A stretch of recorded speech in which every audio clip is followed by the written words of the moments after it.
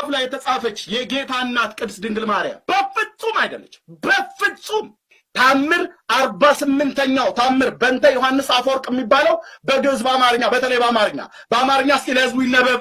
የወር አበባ የታያትን ሴት ቤተክርስቲያን በመውደድ ወደ ቤተክርስቲያን ስለመጣች ጳጳሱ ተቆጥቶ እንዴት ከወር አበባሽ ሳትነጪ ከነዚሁ ጉድሽ እንዴት ትመጫለሽ ብሏት ተቆጣባት። ጠርዜ በርጤ የሚባለው ቄስ ጳጳሱ።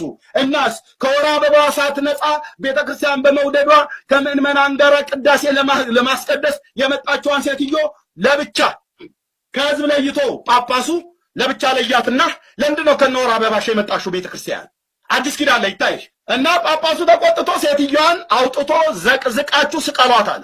ዘቅዝቀው ከመስቀላቸው በፊት ግን ሴትዮዋ ከነወር አበባዋ እዛ ቤተክርስቲያን በህዝብ ፊት እንድትተኛ ተደረገች። ጭንሽን ግለጭ ተባል ይችላል። ወንድሞቼ እህቶቼ ሰሙኝ። ይሄ መጽሐፍ የሚናገረው ጭኗ ተከፈተ። ሴትዮዋ ጭኗ እንድትከፍት ተደረገ። ሀፍረቷ ለሰው ሁሉ ታየ። ጳጳሱ ተቆጥቷል። አውጥተው ዘቅዝቀው ሊሰቅሏት ትእዛዝ ሰጥቷል። ታምር 48 ከሌለ እኔ ኤርሚያስ በአደባባይ ልቀጣ። እህቴ ነው ወንድም የወር አበባ የታያትን ሴት ቤተክርስቲያን በመምጣት ዘቅዝቃችሁ ስቀሏት። ከመስቀላችሁ በፊት ግን ጭኗን ከፍታ ትተኛ። ከዛስ ለቅዳሴ የመጣው ምእመን ሁሉ በሙሉ ምራቃቸውን በአፍረተ ስጋዋ ላይ ጢቅ ይበሉባት ይላል። ያው በቤተክርስቲያን አባት በተባለ በዮሐንስ አፈወርቅ ስም መጽሐፉ ያሳፍራል። ይሄን ነውራቸውን የትም አይሸፍኑትም። ይህ መጽሐፍ ወይ መቃጠል አለበት ወይ መሰረዝ አለበት። አይቀልዱም ከዚህ በኋላ። ሕያው አምላክ እግዚአብሔር ምስክር ነው። በዚህ ትውልድ ላይ አንዱ ጌታ የሁሉ ጌታ ነው፣ ለሚጠሩት ሁሉ ባለጠጋ ነው፣ የጌታን ስም የሚጠራ ይድናል ተብሎ ነው የተጻፈው አዲስ ኪዳን ላይ። ሀፍረተ ስጋዋ ላይ ምራቃችሁን እንትፍ በሉ።